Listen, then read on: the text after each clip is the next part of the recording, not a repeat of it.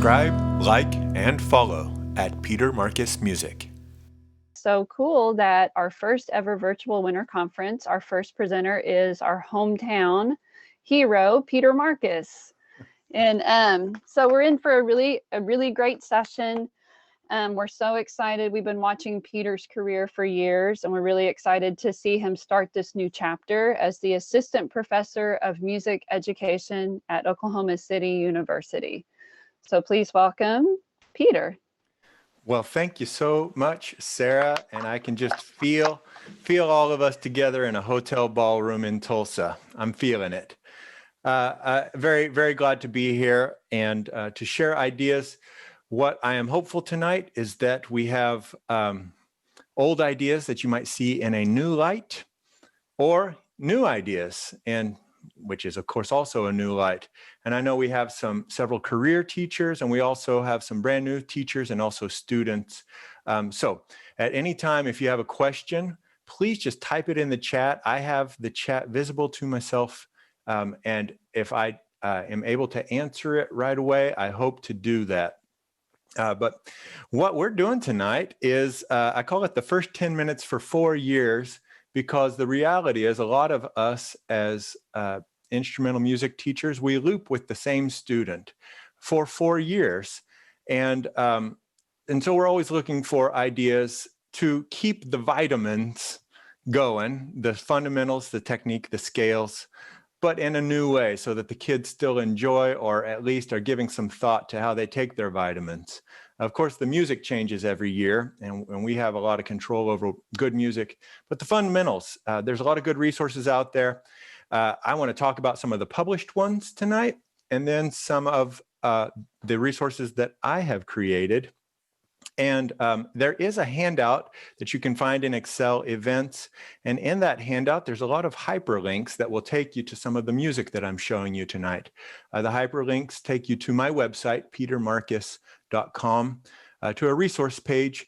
And I have it all there for free, except for a version of the Star Spangled Banner that you are welcome to purchase and support published and print music here in Oklahoma. So please visit that, print off as many as you want, and ask me if there's something else you would like to see, because I enjoy creating them. I may have already created it and put it up somewhere. So the order of events about these fundamentals, it is just a chosen order that I have selected for the night. You'll notice I won't talk about fundamentals and vibrato.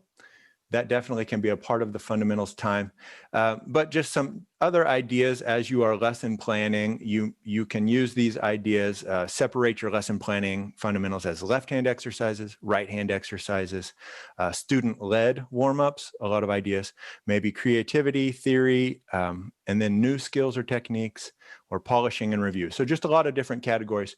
So if I leave something out tonight, it is kind of on purpose for time. And let me know what you might be doing, and we'll share it with other folks. And then finally, if you are looking at the handout, I have what I call Peter's Picks, and they're the ones that I just tried and true, probably used them every year. But otherwise, I would circulate a lot of these items and do one during a student's freshman year, and then during her sophomore year, etc. It would change, although it ends up being the same result. You want to get going? All right. So first off is about tuning, and sometimes I like to tune an orchestra after we've done the fundamentals. We hope they are kind of in tune, but these are just a few ideas that I like regarding 4As. Some of you I know do this already with your orchestra, but it is simply that the students play 4As, D, G, C, and then back to G, back to D, back to A, and then E, and then back to A. They end up playing their A string 12 times, visiting it 3 times. And what I like about that is that we can keep going through the tuning process, and if a student isn't happy with it, they know we're going to come back to that string, with the exception of C and E, which we also know tend not to go dramatically out of tune. Also, I like to start the exercise simply by saying 4As, begin, and just have them play So it's not a strict rhythm. Their brain isn't thinking about playing together. Their brain is thinking about their own A compared to other people. And what happens is we have some folks playing the A, some have kind of started going on to the D. Great. Now they're tuning across in fifths. So it's a nice exercise and a big benefit. You can do it without having to say, okay, let's go on to the D string. Okay, let's go on to the G. They are already just rhythmically, slowly going through it. And the whole thing can end up taking about 64 seconds if you go kind of slow. And then two other tuning ideas, the aftertaste, and that's just playing a note, two big bows down, up, and let it ring. And that's a nice warm up to let them hear their own A dissipate and see how well it matches. And then finally, using harmonic material and tuning sequences. A lot of those tuning sequences are printed in various method books at the beginning of a key. So those are just quick ideas about tuning, which sometimes is the first thing you want to do. Sometimes it's student-led, sometimes it's teacher-led. This is the biggie where I spend a lot of time, because that tone production, if it doesn't sound good, nobody wants to listen to it.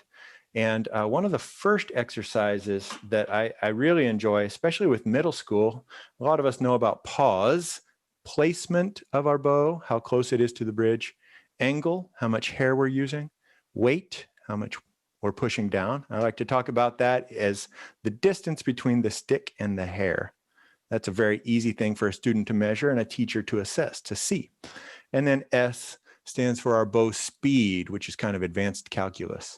And depending on your mascot, you can change it to WASP, but a lot of us have animals with paws as our mascot. So that's pretty handy.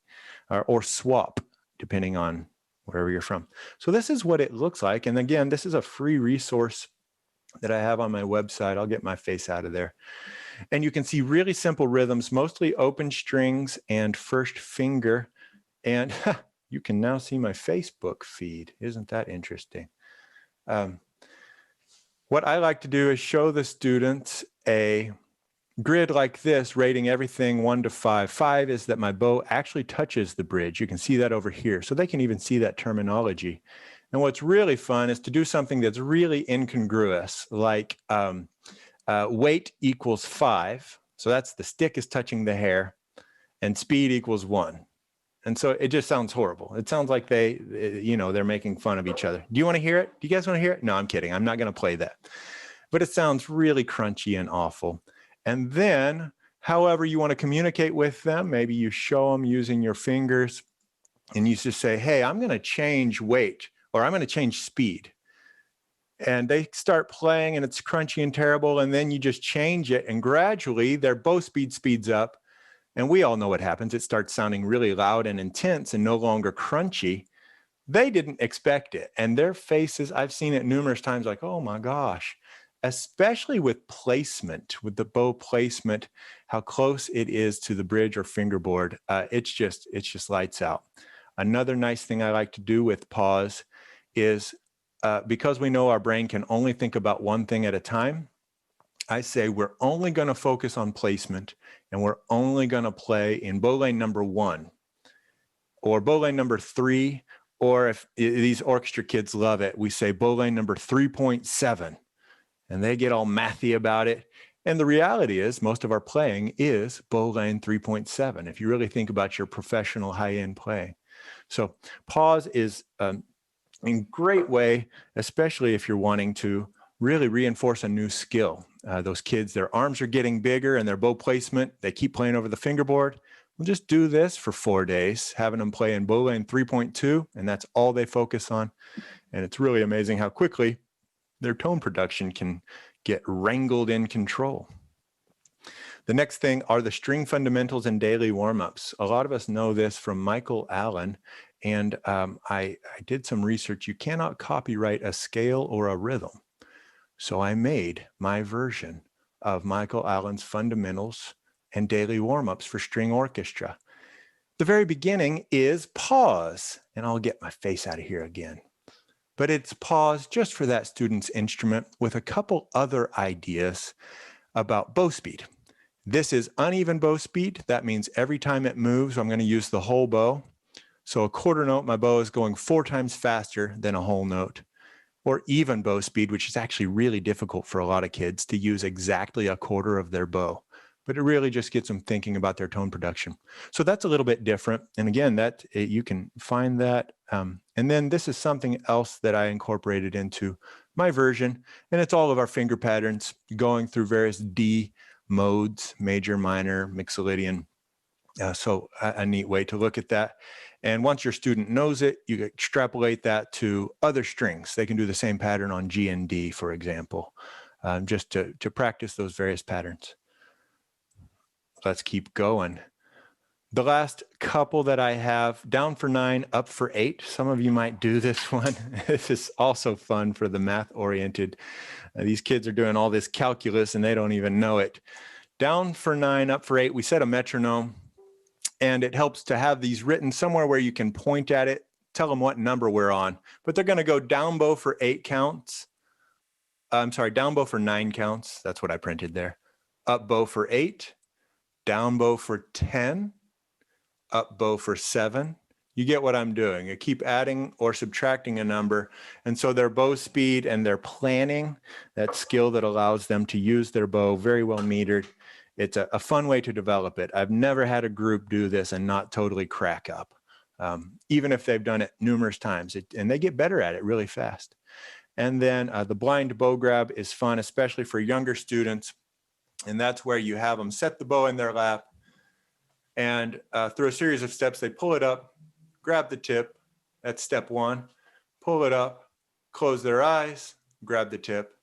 That's step 2.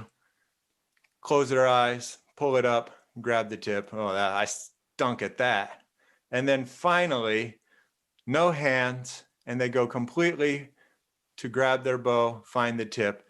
And this is a big part of our bow control, developing that skill so that their brain knows where the end of their bow is, just like our brain knows where the end of our leg is. We don't look at our feet to walk. We used to when we were a little bitty. But now we just know where it is.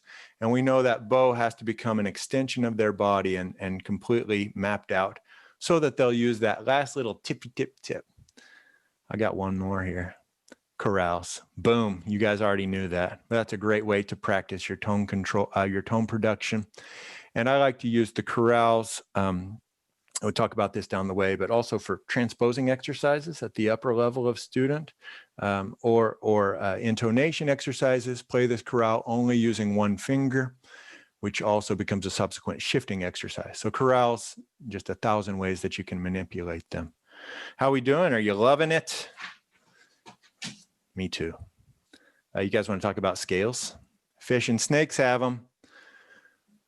Here are a lot of free resources that I have, and the objective here is developing that facility, playing faster, muscle memory for any key, and then of course improved intonation.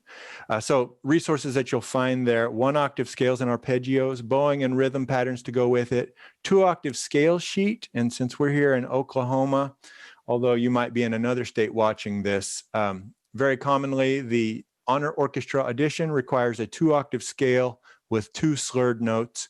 Well, this is that sheet. So check it out. And there you have it. It has fingerings that have worked well in my educational settings, but obviously any of that can be edited and changed for yours. So scale rotations. Oklahoma educators, especially if you taught middle school, probably about 15 years ago. So I'm calling some people out.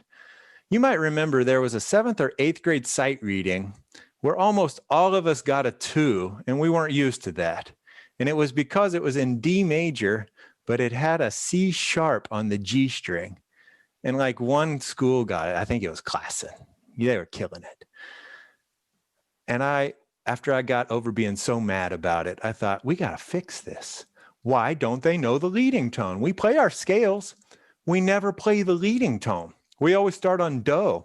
So can you see it right there at the end of the first line? We come down.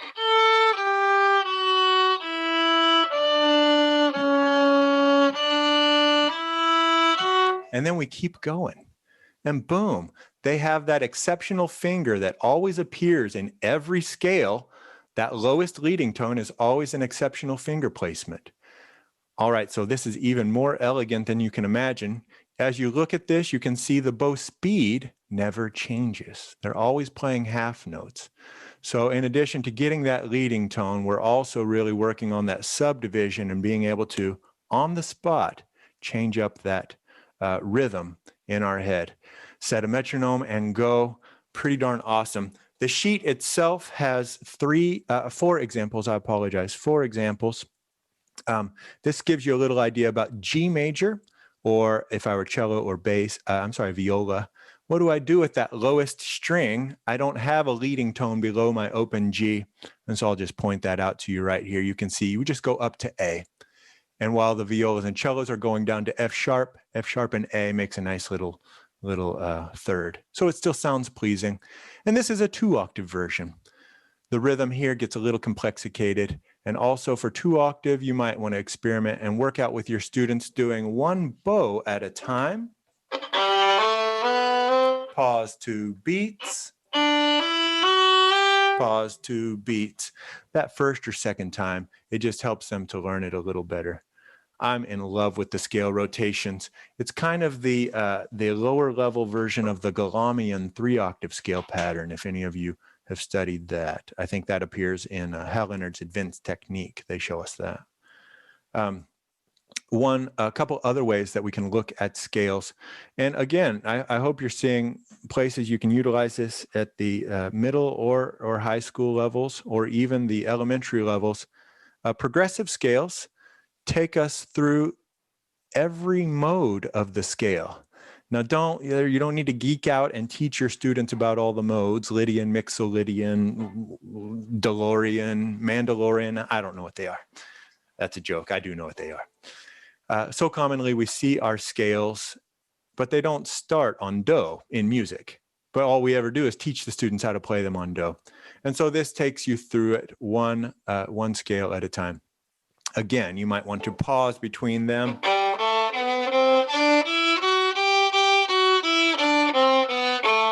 Hey, Dorian.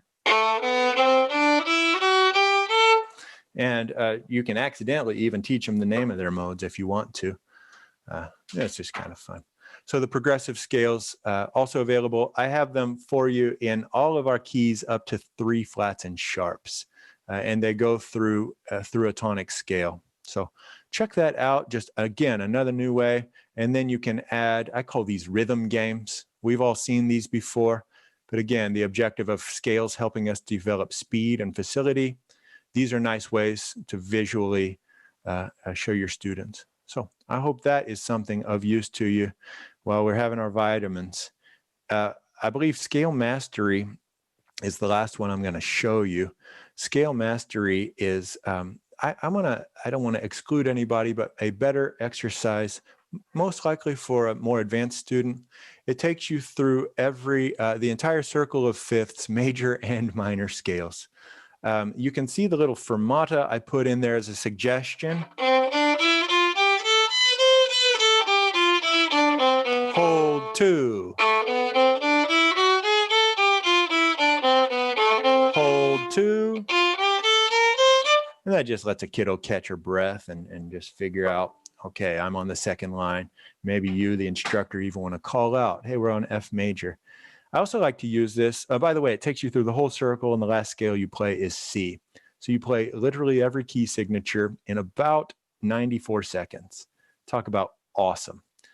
I also like to just start on a key. Don't start at the very beginning of my circle, but start maybe on the second page. It's a little 2-pager. So check that out. This is just a screenshot of the first 4 lines. Yeah. Finally, I mentioned the 3-octave Galamian scale pattern. And then always, if you aren't doing this yet, please play scales with drones. Now it's all on the YouTube machine. You just type in your key, and then you type in the word cello drones, and YouTube has it for you. It's also on Spotify if you're a subscriber. And then playing in canons. Just new ways to develop our intonation. I'm liking it. I love this stuff. It's just so darn fun. Hey, you guys want to talk about rhythm?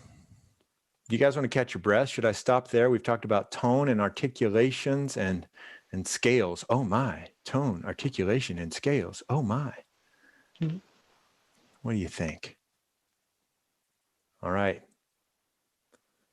The teacher pause is over. I'm going to go on. But seriously, throw them in the chat. Yeah. Any questions you have. Yeah. Goody. Yeah. And I'll keep an eye on the chat too for you, Mr. Marcus. I appreciate it. Yeah. The rhythm grid. I should tell you, I thought of none of this. I stole it all. So this was shown to me by somebody. It was all handwritten. I thought, let's just make that into something. I'll get my mug out of here again. Pretty darn awesome. Set a metronome and a whole series of things you can do. Of course, clap, taw, count, 1, 1, 1, 2, 1, 1, 2, 3, 1, 1, 2, 3, 4, 1, university 1. That's how I do 5.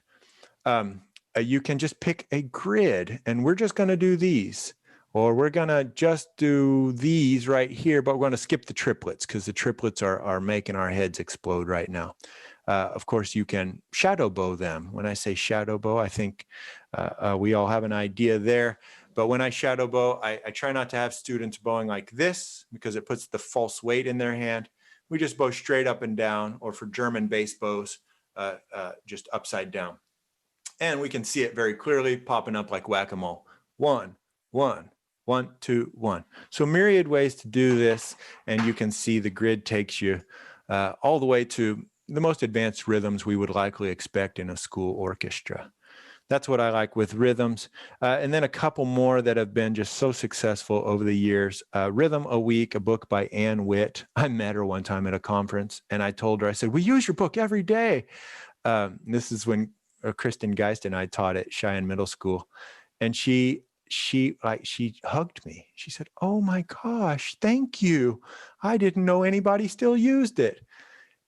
It is exactly what you think. It is a 4-line rhythm written in a scale melody, and a typical week can start with clapping and counting. Day 2, shadow bow. Day 3, pizzicato. Day 4, play. And on day 5, they rested. I don't know. But just a great book, especially at the second and third year levels. It gets all the way into compound time. I recommend it. And then finally, rhythm runners, applying these to scales. These come to us as the first page in Robert Frost's book, String Techniques for Superior Musical Performance. I love that word, superior. And it's a long page. I don't have this on the website, but I would encourage you to find it and just make it available to your students. If you have the ability to project up for them, just show them the rhythm, or maybe even orally teach it to them. They can hear it and then play it back through their scale. So those are my insights into rhythm.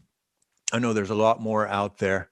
And at the end, I'm going to talk about 4 method books that I like to use. And 4 being 4 years. You can change them each year, have a new book, and all of them have great rhythm exercises. You guys want to talk about sight reading? Sarah? Well, Peter, I had a question about the rhythm runners. Yeah. Could you demonstrate how one of those would work, please? I sure can. I'll do that first one.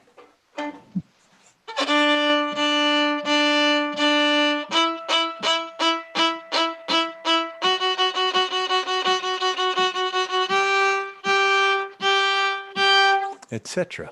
That's one of the ideas. If you actually have the book, you don't even need the teacher manual. The book itself gives a lot of pretty cool ideas on how it can be used as various rhythm runner speed exercises. Yeah. And it gets also into sextuplets down at the bottom, I believe. I think my memory's right there. Yeah. Thank you, Sarah. Thank you. Yeah. Get rid of that little thing. All right, folks. I don't like that there. Sight reading. Do you guys know about Sight Reading Factory? Sightreadingfactory.com. It is a subscription that is worth the money. It does have a free trial, 19 free trials, and then you delete your cookies and you can try it some more. But go ahead and pay for it because it's a really fabulous resource. Again, that's sightreadingfactory.com. And I just wanted to show you how I use it, one of the ways that I like to use it. So you would navigate yourself through various settings. It can be string orchestra, it can be string trio, it can be just one instrument if you have homogeneous classes, all kinds of levels down to the most basic. This example here, what I go is to the challenge, and then I turn disappearing measures on. Now you can see other settings there. There's a cursor and we have a study period for 8 seconds. So that's what's happening right now. You can see that up at the top, counting down my 8 seconds. And then it's going to start counting off. And the metronome clicks. 1, 2, 3, 4. 1, 2, ready, play. Boom. So did you hear that? I just said ready, play. And as soon as I started playing, the measure disappeared. And the first time you ever do that, they hate you. The second time they laugh. The third time they get it. They're like, they totally got it. 1, 2, ready, play. Boom, 2, 3, 4. So I counted off differently that time, and they were able to have just 2 beats gone. But we know that skill of sight reading. We're always looking down the road. So it's just another way to use Sight Reading Factory. Its only drawback, although this might be improved, is that sometimes it isn't very melodic. And so that's kind of not natural for us as our sight reading skills. But I strongly recommend it. And it is for sure worth the fundraising dollars to have a subscription so that you can use it and introduce your students to it, especially as they might be preparing for sight reading auditions. Pretty fabulous stuff. The next thing I want to chat about, see if I can get out of that. Some of us might know Unitunes by Carol Nunez, and there's volume 1 and 2, Pink and Blue, I think. And they are very much a beginning first and second year level of Unitunes. They're exactly what you think. So take them and use them for sight reading. Myriad ways you can do that. Hey, let's all play it backwards. Hey, let's turn the book upside down. I think a lot of us have done that before. And then if you have it at the upper levels, hey, let's transpose. Start by transposing up a second. That often is easy for kids because at that point, they're just doing the visual math. Eventually, they start reading linearly like we do, and they start reading in scale degrees. And that's what Unitunes does a great job of because it's very scalar. I really like it. A couple more ideas about sight reading. This is one that really changed a lot for our instrumentalists, having them sing. When they sing, they are starting to internalize what they're able to play, and basically they're able to hear it before they play it. Now, a lot of times they'll sing while they are fingering along, especially at the advanced levels. They can hear it if they can key their instrument. What I use is this website called Progressive Sight Singing. It's a companion website for the method book that choir folks use, and I'll show it to you here. Progressive Sight Singing has these little examples, and we'll start at the beginning. Once you are there, I go to flashcards, and it is all these rhythm flashcards that if you're able to project overhead, you can show all of your students, and then these simple exercises, and we all sing them. Do, re, mi, and then the next one, mi, re, do. A very low effective environment. Everybody does it. We sometimes start with humming.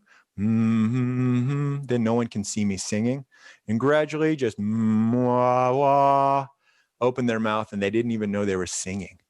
It goes to bass clef as well, and unfortunately doesn't have alto clef because it is for choirs. Let's check that out. 23B is minor major. Ain't got time for that. Oh, let's get out of that. I got to go on. I'm seeing a question, Justin Porticon, Director of Orchestras at Edmond North High School, an example of how you can structure those first 10 minutes. What's your Monday morning look like? It is a mixed bag. And back to one of the very first thoughts of lesson planning, I could do a whole session on lesson planning if you guys want to stick around.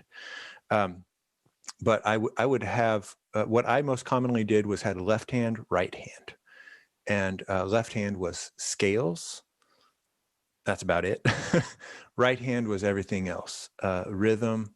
And so a typical 10 minutes, the first 10 minutes would almost always be something producing tone, whether that is pause or that is chorales, again, changing it up. And a lot of that I would do every year. Every year we do a little bit of it, but not every day would we do that. Trying to think of other tone extras. I'm going back to that page real fast. I said chorales. Oh, the string fundamentals. They have a lot of those articulations, but always starting with producing a sound, and then a scale, and then sometimes rhythm, but not rhythm every day, or sometimes rhythm married in with the scale. So I'm hopeful that gives you an idea, but always making a sound first.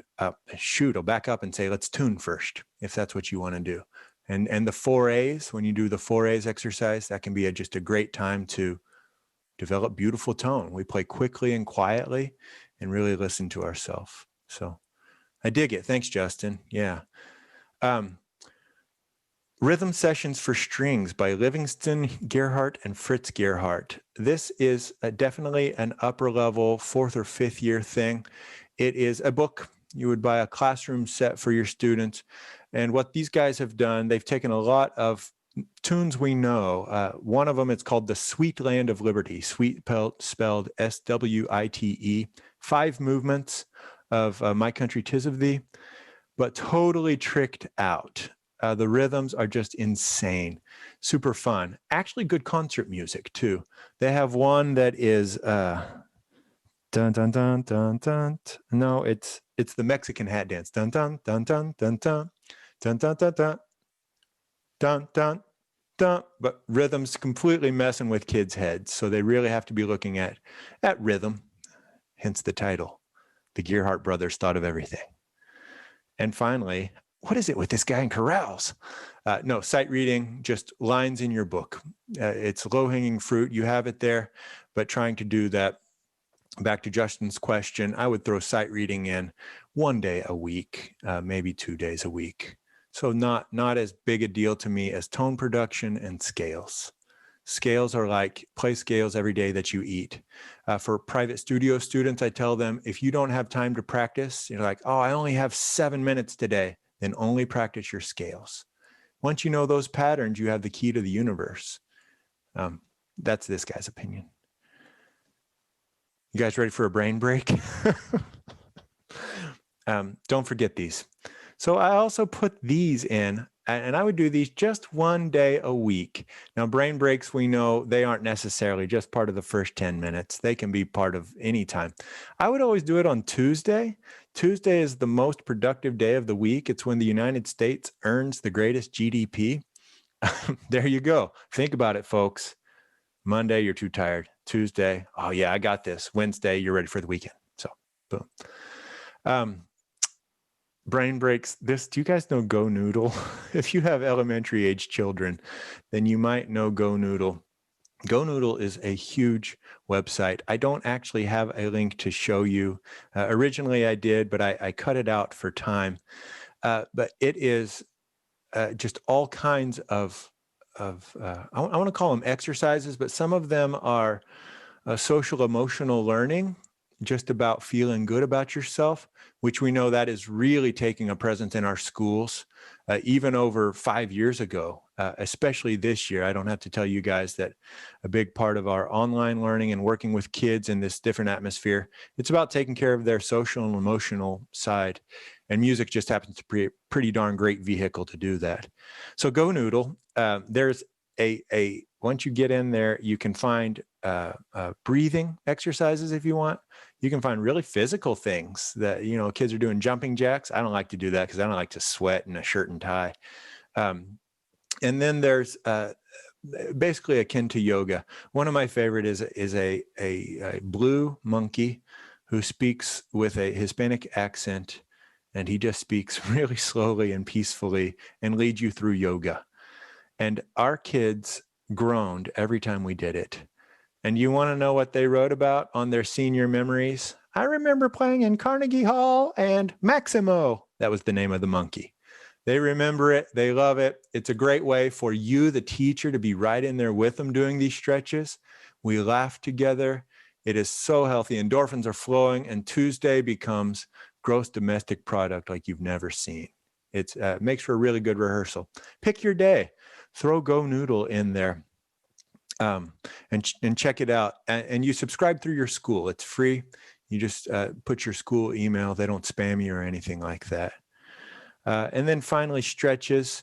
It goes right along with that, but you don't necessarily need to watch a Go Noodle video, but just introducing your students to physical health.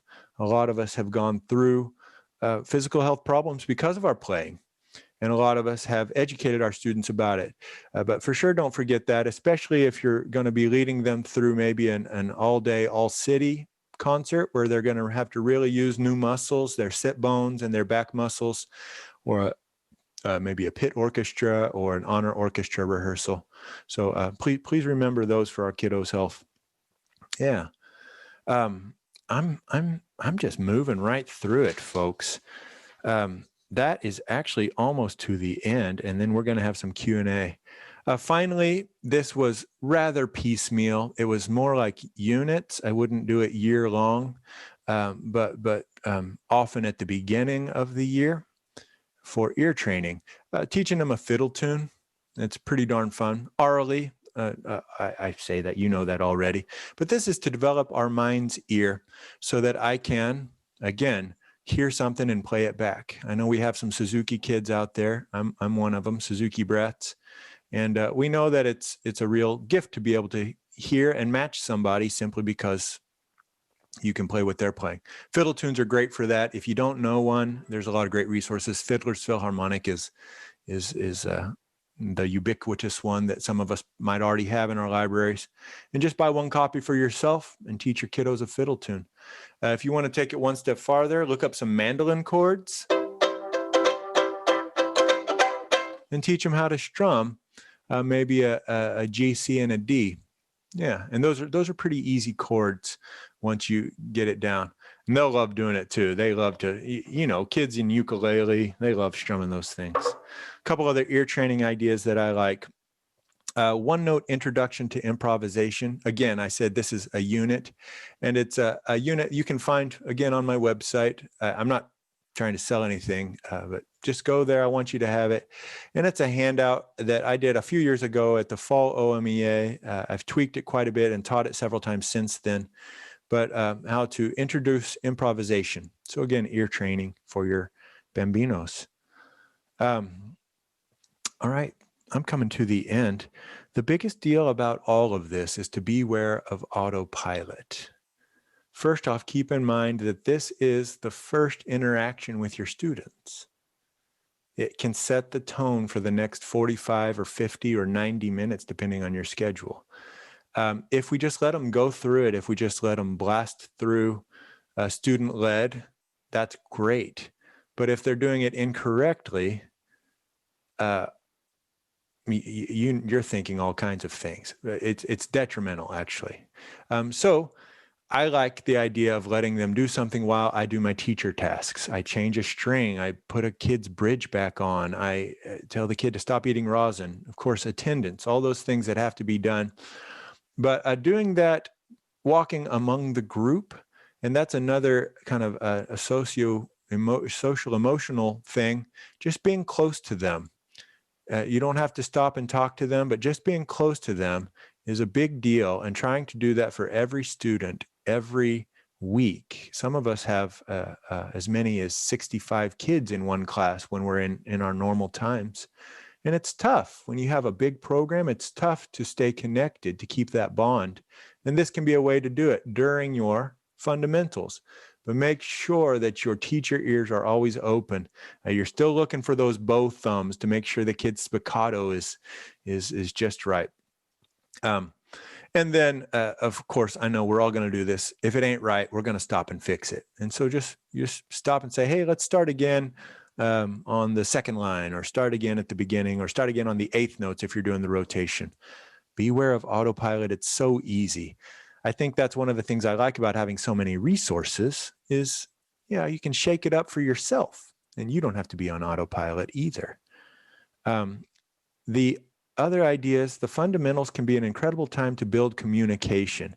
I was talking about just being next to a student, but more specifically about conductor communication. So often we have a problem with our music because the students aren't watching. Why would they? What are they watching for? So let's practice that during the fundamentals. Some of us might know in the band world, it's so common to have one chorale. Every student has it memorized, and they have it memorized by the second week. And so we use that chorale to work on communicating change of tempo, communicating change of style. It's a great way to also kind of hone in and work up your conducting chops. It's a great way to get kids to conduct. They get to really appreciate articulation as it comes from a conductor, and consequently as it comes from their bow arm. It's no secret that it's no accident that the bow arm and the baton are the same. So a great chance to work on communication, especially through chorales. I don't know if I said that. It's a great chance to build confidence. Start a rehearsal. This is your first time to be together. Let's build confidence. Be their cheerleader, be their fan. It isn't a great time to say, that was terrible, let's do it again. Instead of that was terrible, let's do it again, which we've all accidentally said it. If you haven't, good for you. You should be leading a session.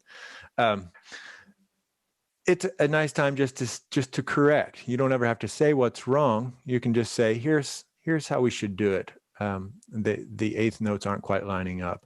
Let's make sure we're setting the bow after the bow lift. Little things like that. So great chance to build confidence because we think they do them well, right? We're not teaching a lot of new concepts.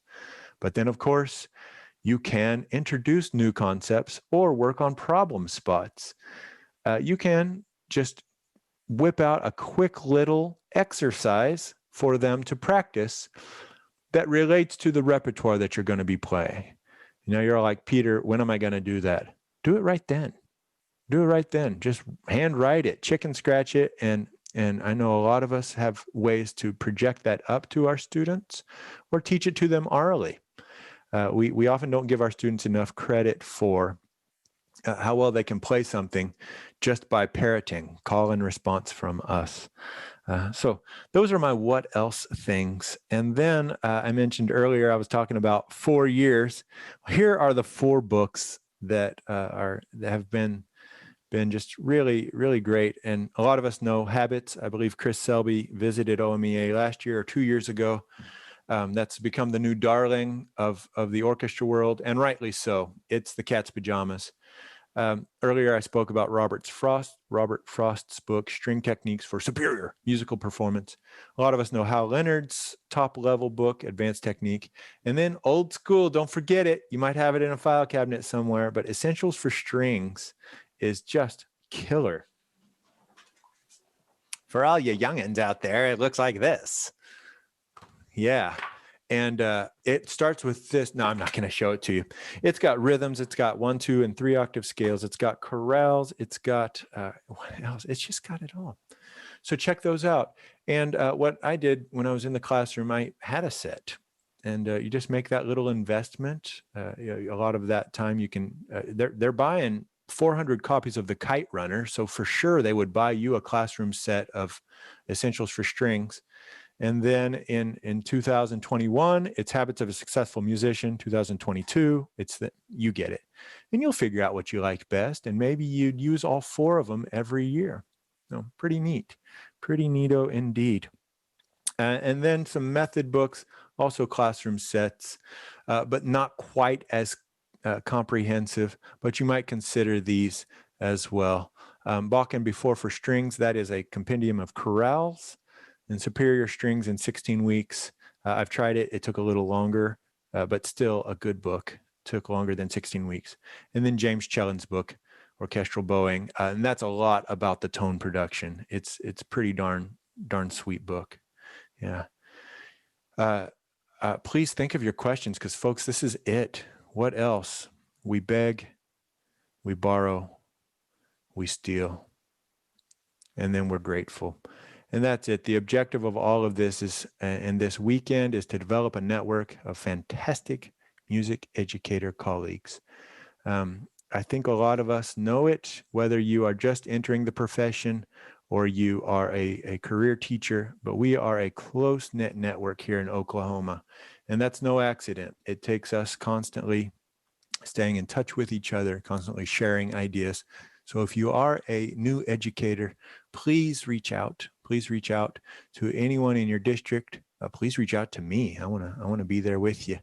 You got all my contact information there.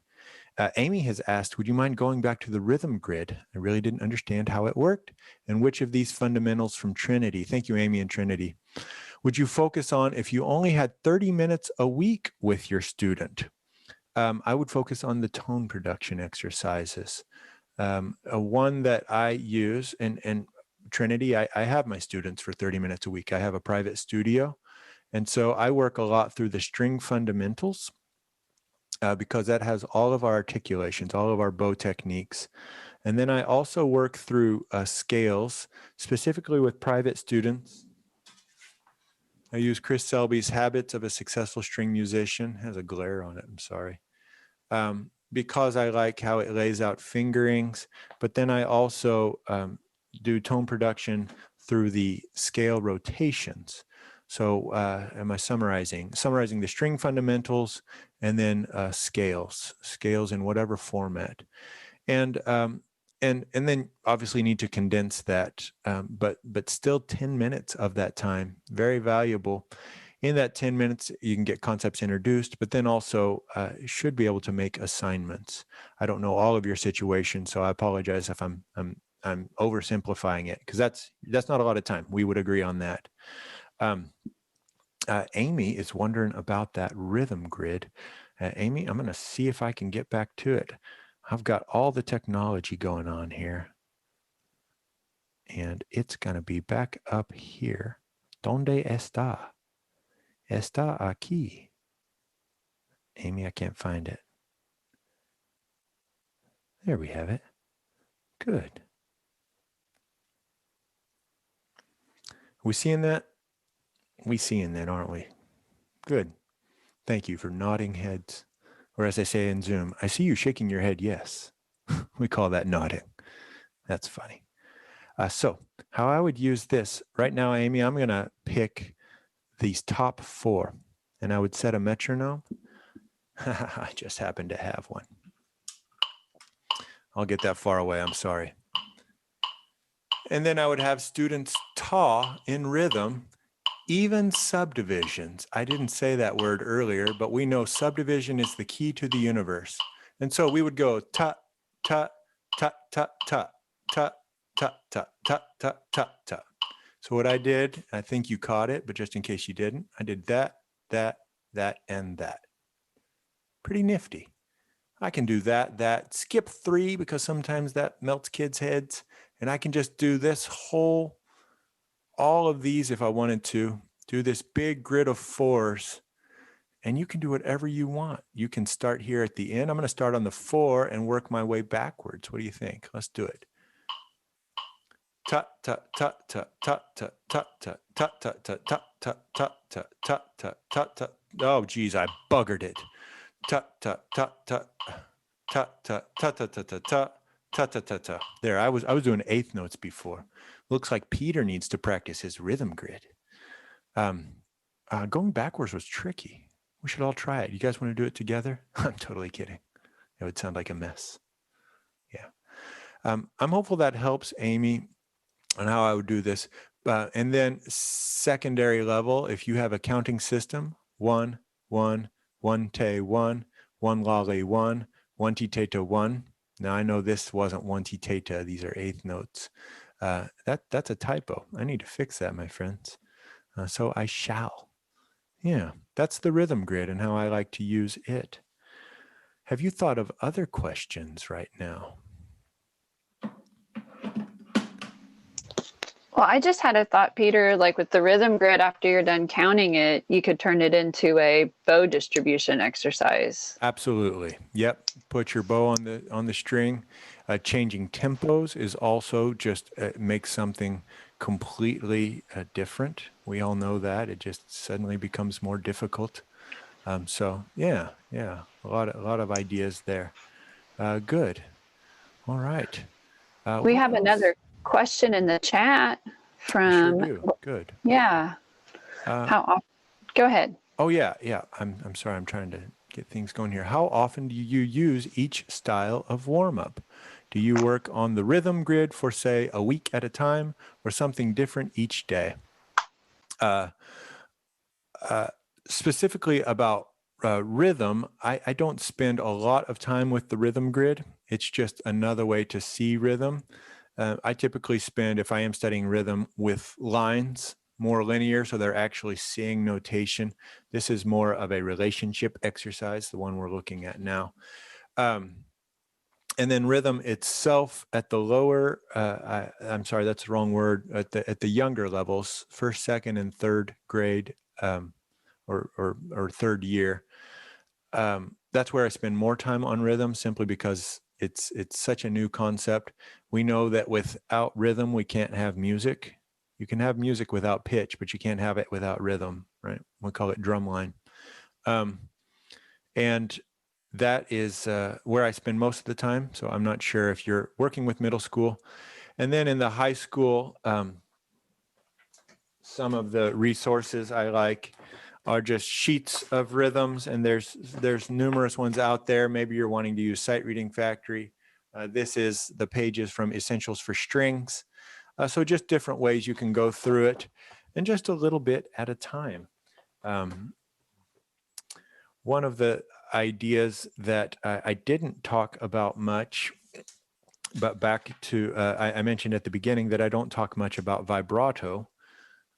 Vibrato, and I might as well talk about it briefly since we do have a little time.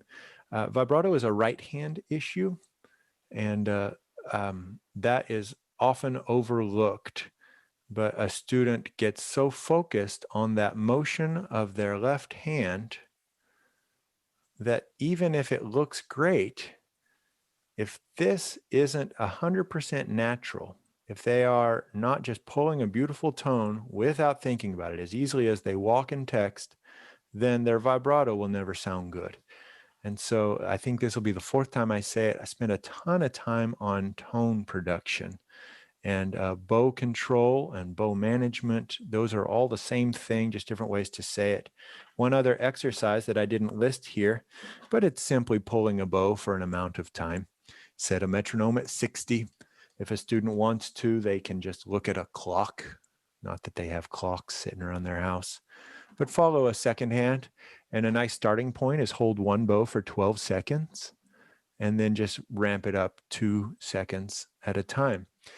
What's fun here is that we're starting with 1. And so 12 seconds is actually 12 beats. And the halfway point would be beat 7. And so that's fun to introduce to your students. If I'm playing a whole note, the halfway point of 4 beats is not the second beat. The halfway point is the third beat. And so setting a clock in seconds and say, we're going to do one note for 8 counts. 1, 2, 3, 4, 5 is halfway, 6, because 8 starts here. 8 doesn't start at the tip. 8 ends at the tip. 8, 9. Or beat 1 to go up bow again. So that's one more long tone, kind of goes along with the down for 9 counts, up for 8, down for 10, up for 7, or however you want to do that. Those are just numbers I chose to start with. Yeah. So many new concepts for new teachers, a lot of review and things for our career teachers. And all of us, remember, we're all here together. We should have some sessions about advocacy and sticking together, especially now more than ever. Right now, I think we're about to sign off. And so I want to make sure questions are answered. If you want to turn on your microphone just to say anything. But otherwise, thank you all so much. And I look forward to seeing you next time. Subscribe, like, and follow at Peter Marcus Music.